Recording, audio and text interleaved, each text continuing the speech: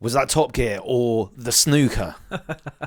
I know this one. I've heard it on telly. You don't know this one. If you are asking me if it's these two things, that means you don't know what it is. It's one of them, or it might... If you get to crossroads and you say, I know which way to go, but is it left or right? It's either north, south, east, or west. Or the cricket. I think it might be... It's definitely some sort of sports. It's one of those three, Louis. What are you going to go for? I'm going to say snooker because you're a big snooker fan. Are you sure? Yes. You don't want to miss out on this chance to be right? Okay, it's not. Is this a trick question? Okay, no, I'm just saying. Are you sure with that? I'm giving you the option to change it, or you can go with the snooker. I'm fine if you want to go with that, or you can change it. What do you want to do? Oh, you're looking smug, aren't you? I think it's not Top Gear. I think it is. It cricket? What answer are you going for, Louis? Cricket. It's the snooker. Oh, you got me. That Louis was so satisfying. I thought, can I change his mind? Can I twist his brain and get it wrong? I thought you were helping out there. And what I should remember is that I succeeded. You're a sadistic non-friend. Oh, that was good. Well, I'll tell you, this is going to feel good to me. Like, ladies and gentlemen, dear listener, Nigel Thomas, rock and roll star, is a fan of watching snooker. Yeah. The most boring program on TV. No, there's a lot of... Keith Richards loves snooker. Damien Hirst. A lot of cool people love snooker. Damien Hirst, what, the artist? No, the dustbin man.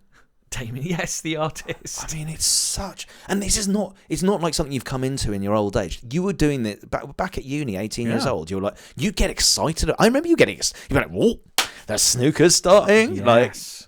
And I'd be like, You're like, we're young, we should be out drinking and meeting women, and you're... You can do both, you know. You can watch snooker and do those other things. It's brilliant. You should try and get into it.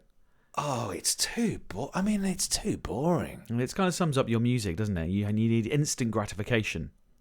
You want to watch football, mate? Yeah. I'm not a football fan, but I'm into, I'm like extreme sports, surfing, snowboarding. You don't realise action. Adventure. I could show you some clips. You think snooker isn't an extreme sport? Oh, look, they knocked the red ball into the pocket. pocket. I could show you some clips, Louis, that would blow your tiny little mind. I doubt that very much. You doubt a lot. It's not even as exciting as pool. At least the game of pool is quicker. It's a game of thought, of intelligence, and it's blokes and suits and waistcoats and dicky bows. I'm hoping too much for you, Louis, thinking I get into bloke with a white glove. What's the deal when they pot the ball and then the guy with the white glove picks it up and puts it back? What's that all about? What's it all about? Yeah. Well, you have to pot a red ball and then a colour. And then you have to pot all the red balls with a colour. And then once you've done that, you can clear the colours. If you could see, it's not just... There's a very serious look on your face here. This is a serious... Oh, well... You're missing. It's your loss. I don't know why. I try and help. I try and reach up. I mean, I play a bit of pool cultural quagmire that you live in, and I try and help you. It's a stretch to call snooker culture, isn't it? It's just a You're beyond help. You're beyond help. One day I'll get you into it. Get outdoors. Don't be in some smoky room upstairs above a pub playing snooker. Get out. Go climb a mountain. Go climb a mountain. You know what I mean? See the world in 3D. That's what I'm talking about. Go crash a plane and eat the pilot. Yeah. If you want to climb a mountain, you've got to go and get all the gear. You've got to go, oh, it's raining. I'm tired. Oh, God. Well, the mountain's a 2-hour drive away. It's going to be full of other cunts as well. That's the other. Whereas, I'll see you later, Louis. I'm going to sit down with a nice cup of coffee, enjoy this snooker. Lovely. Oh, you're not even talking about playing snooker, just watching. Yeah. Yeah. You look so passionate. Yes. I'd rather watch it at home. Rock and roll. Don't have to be with people. That's where you're winning. It's a funny thing about you, Nigel. So your life is like these two parts which are like are the opposite. You go off like touring around, playing gigs around the country, but then when I come and visit you at home, you'll be the next day watching Bargain Hunters. No, I don't watch Bargain Hunt anymore. Not since they got rid of. David Dickinson. No, Tim. He was a legend. No, Antiques Road Trip. Antiques Road Trip. That's where it's at. Oh, come on. That's where it's at. Yeah. Can you please explain why? Cracking show. I've enjoyed what it's easy watching, but it's not very rock and roll, is it? I think rock and roll is doing what the fuck you want. Oh, So, with that, Louis, that's quite profound, actually. Antiques Road Trip, and go fuck yourself. Well, I've got a story about this because last week, after recording, we went to a guitar shop, and you wanted to pick out a new guitar. Yes, it was needed too. It was. I always have one guitar. Was it guitar number few. 6 or 7? Wasn't it? I was like, you really need it, but you were like, you had a good job recently and some money burning a hole in your pocket. Got it from the Soundgarden in Barnet. Very nice shop indeed. What was the name of the Rupert, lovely guy, musician as well. The Soundgarden, I recommend it. It was a good shop. Recommend that. Anyway, there you are. And then he's like, yeah, of course, I've known you a long time. I'll do you a deal, right? Yeah. And then you picked up and you're like, oh, it's got a bit of dust on it, this one, so you might want to give me a discount. I learned that watching Antiques Road Trip. Yeah. There you go.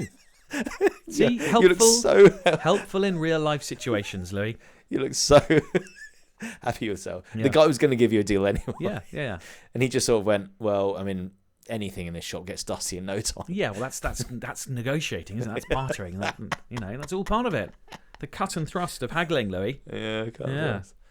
You were very excited at the time. It was interesting to me how quickly, because he had a whole selection, and then you played one or two, and then you played that one, and you were like, oh no, that one's much. I think brighter was the word you. What's brighter? Brighter mean? Brighter kind of sound, lighter sound.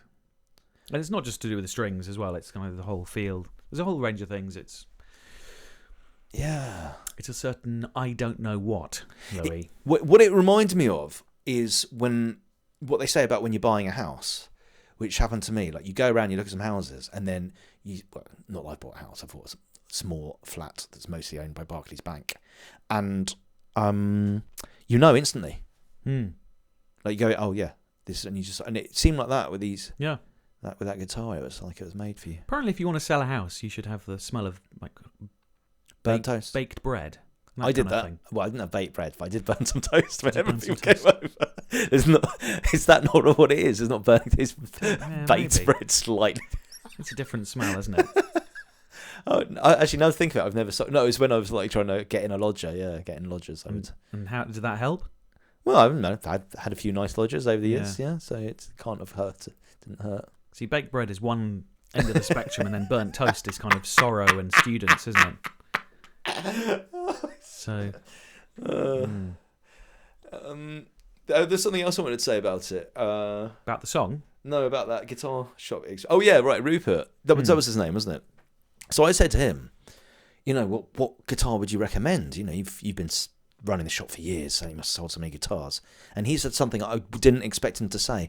He said, oh, I don't recommend things anymore because I've learned everyone's hearing is different and it's such an individual choice. Everyone hears it slightly different, that it has to be up to the individual, which surprised me. I would have thought there is just the best guitar, and there's cheaper ones that are less good or whatever. But I mean, there's a range, but I don't think you could get a guitar and say that is the best guitar, could you? Because it is subjective. Yeah. Well, I hadn't realised that. But more expensive guitars, they're better made, and you're going to have a better sound out of it.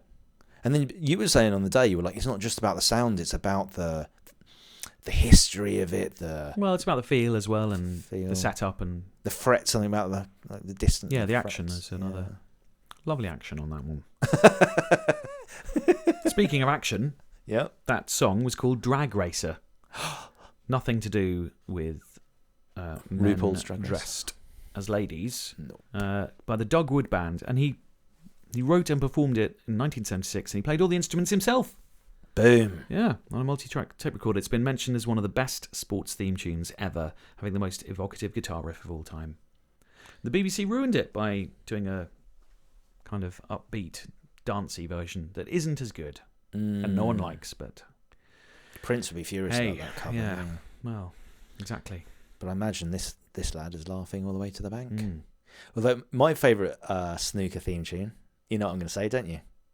Oh, no. Snooker, Luca, not so we, me and him and me. Snooker, Luca, not so me.